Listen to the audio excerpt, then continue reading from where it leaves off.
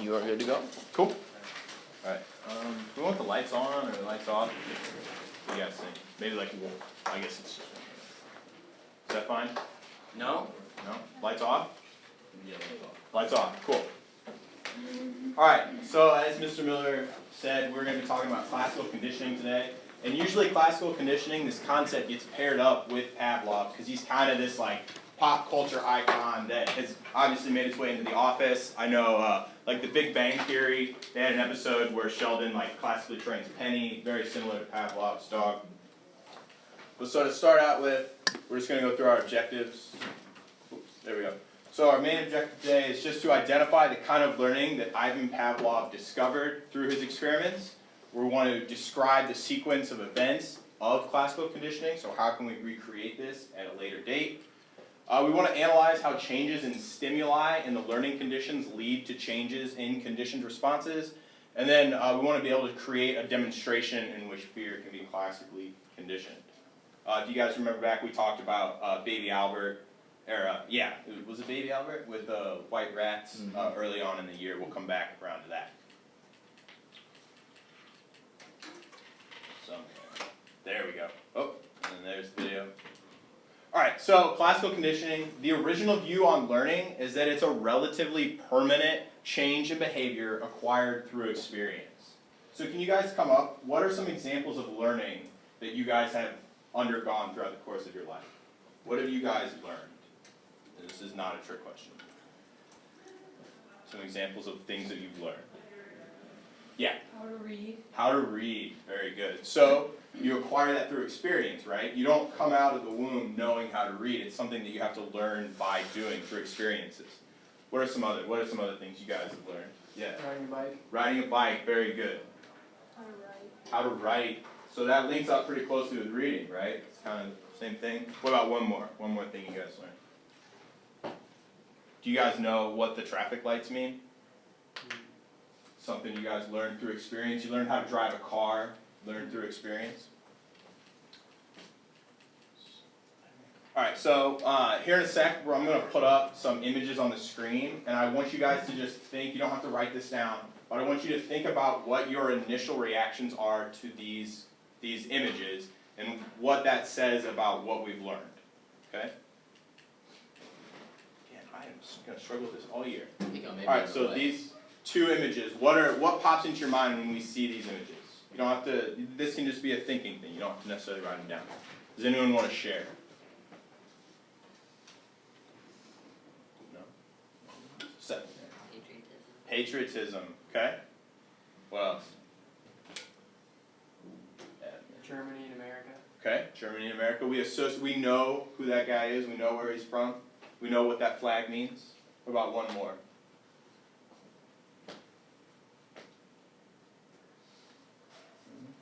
No? Must just be because it's first hour. Oh, yeah. World War II. World War II, there you go. Contextualization. All right, so why does this happen? Why can we see an image and immediately we know what that image means and we're able to formulate thoughts in our mind? This happens through, this is the process of classical conditioning. We learn, and which is defined as learning through which an organism makes a connection between a stimuli. So we have the stimuli and we're able to make a connection to that stimuli and that gives us our response. Is everyone clear on what a stimuli is? The definition on the board basically just says that a stimuli is an event or an object in the environment to which an organism responds. Okay, so things like hot, cold, temperature, could be a place, could be a certain event, could be a day. You know, on your birthday, you probably respond in a different way than you would every other day. That's an event in the environment that causes you to respond a certain way. Am I going too fast for people? Do we need to... And you guys, just remember, you don't need to write everything that's on the board. If it's on the slides, that's more a guide for the teachers. You just kind of pick up on the key points. So if you already know what a stimuli is, don't worry about writing down the definition.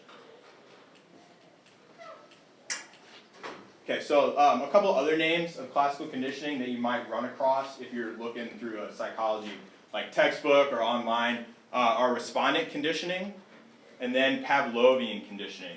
And that name comes directly from Ivan Pavlov, who's kind of the most famous representation of this type of learning. So here we have a picture of old Ivan Pavlov looking like the world's grumpiest grandpa.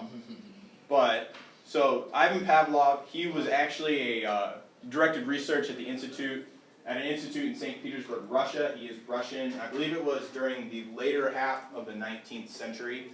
But basically, his research was actually focused on the physiology of digestion. So he was trying to look at dogs and understand the process of digestion, what's happening inside their bodies as they're eating food. But through his experiments, he accidentally stumbled upon this concept of classical conditioning, where he realized that dogs respond to stimuli and that you can control their responses by controlling the stimuli. So here's just a picture. He had this little setup, and basically what he was doing is he was trying to look at salivation of dogs. He was trying to understand the process, again, of digestion. And he started to notice that if he could get the dogs to salivate without necessarily putting the food in front of them. He noticed that they salivated when the food was present, and through his experience, he started messing around with sound as a way to make the dogs salivate. So to understand the process of classical conditioning, we first must understand its foundation in reflexes. And so this kind of goes back to the US and the UR, your unconditioned stimulus and unconditioned response, because those are a type of reflexes. So does everyone know what a reflex is? Can we think of some examples of reflexes? Like you go to the doctor, what do they do to you? They got that little triangle hammer thingy. Hit your knee, yeah, and what does that do? Makes your leg kick. Yep, that's a reflex. Anyone other? I know when we were talking about our unconditioned stimuli, somebody said, you said heat. Heat, we have that reflex. You touch something hot, immediately. And it's kind of, physiologically, it works very similar to the way that the knee works, where your immediate reaction, before your brain can even realize what's happening, your hand has already removed itself from the heat. So does anyone have any questions on reflexes? We good? Again, am I going too fast? Has everybody got enough time to get everything? Okay. You good? No, you're good. Alright. Yep.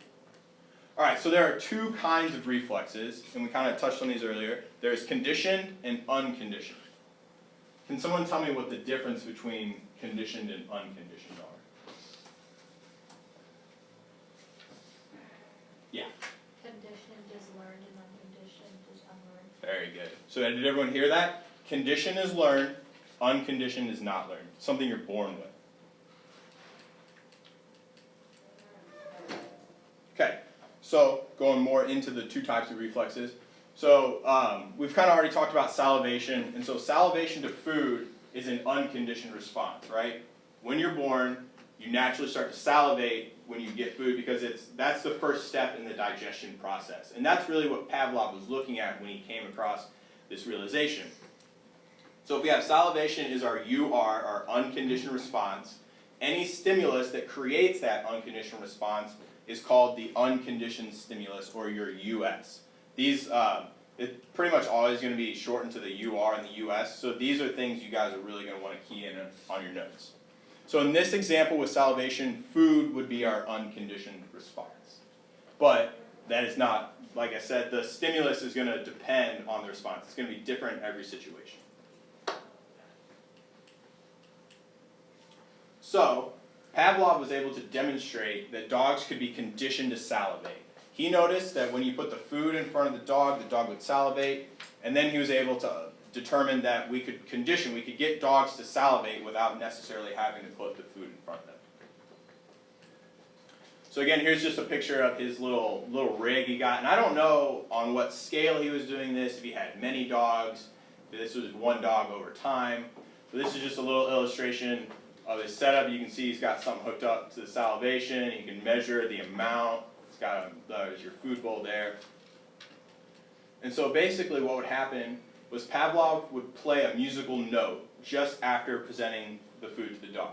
So if you remember back to the Office clip, the computer, when it turned off, it would make a noise, and then Jim would present Dwight with the mint.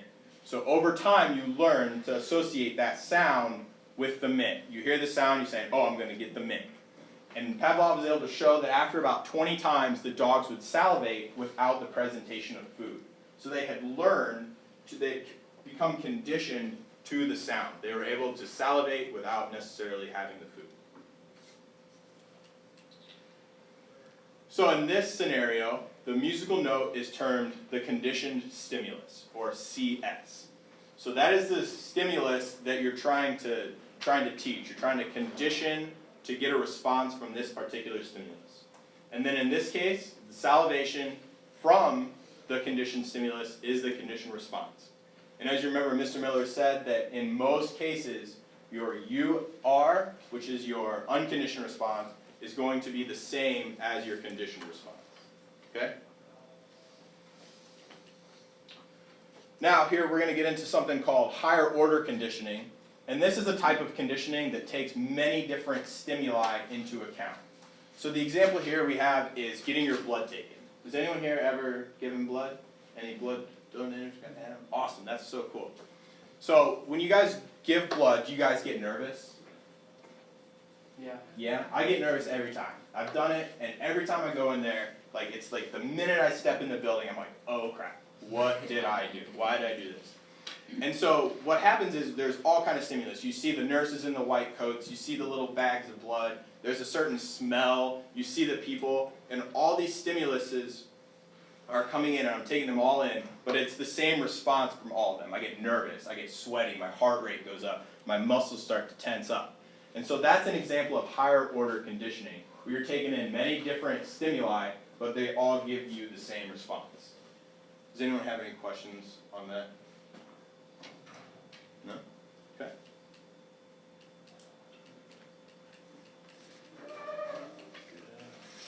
There.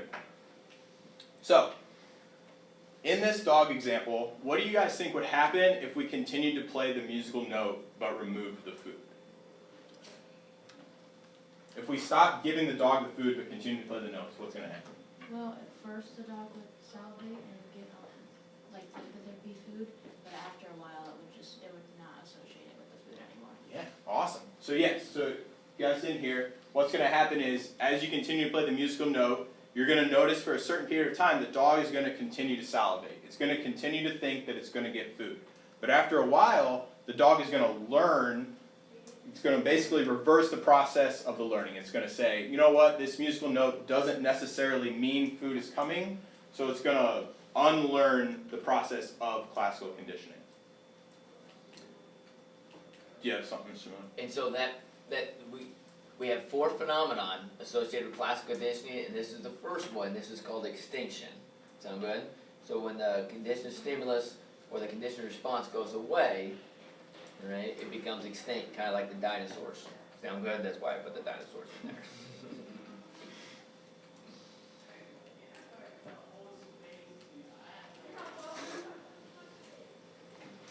So, after the response was extinct, Pavlov would try and wait again, so he'd try to do it again. And every once in a while, he would get the dog to salivate again.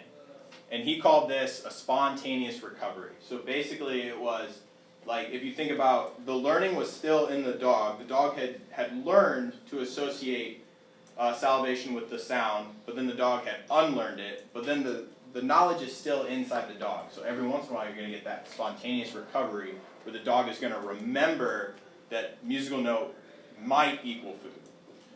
Okay? Any questions on that?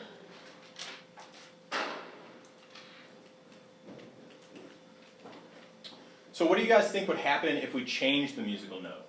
Say that I'm not a musical guy, what's a musical note, like on the scale?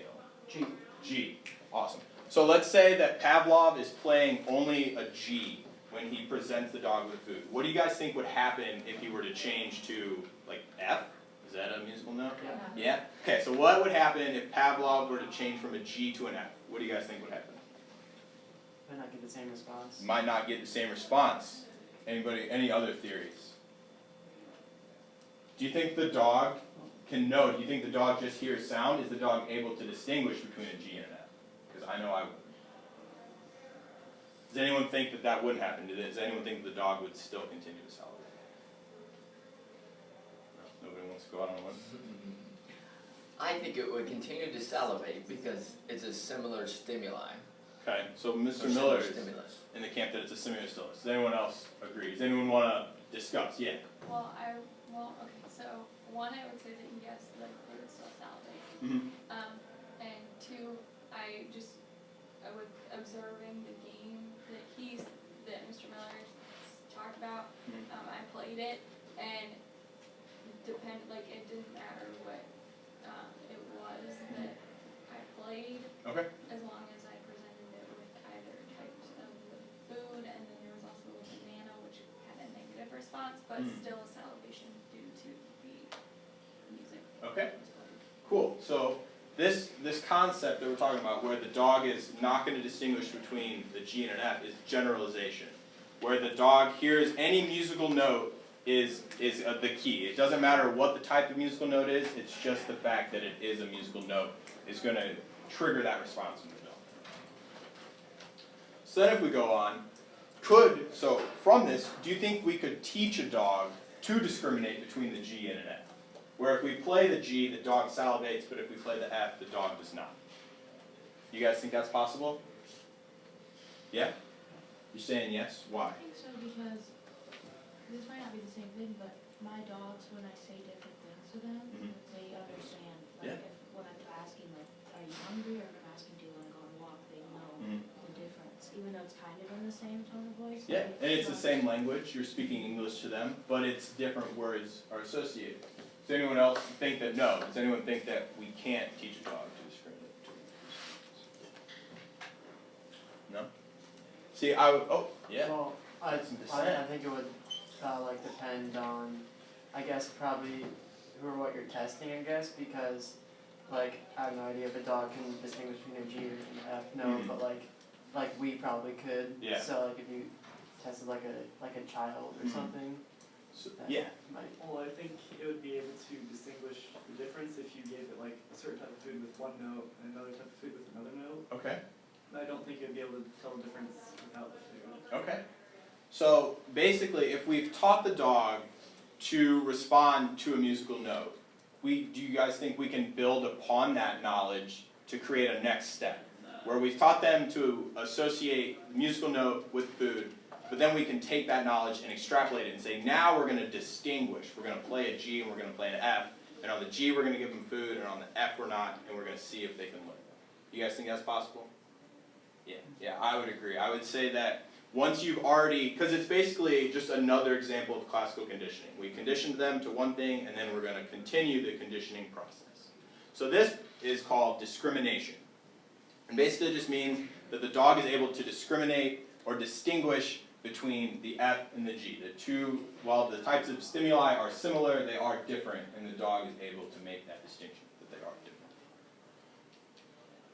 Oh, that's the wrong way.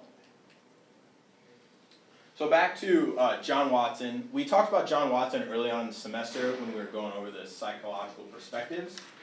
And Watson, if you remember, he did this experiment with little Albert and white rats, where he conditioned a child to be afraid of rats.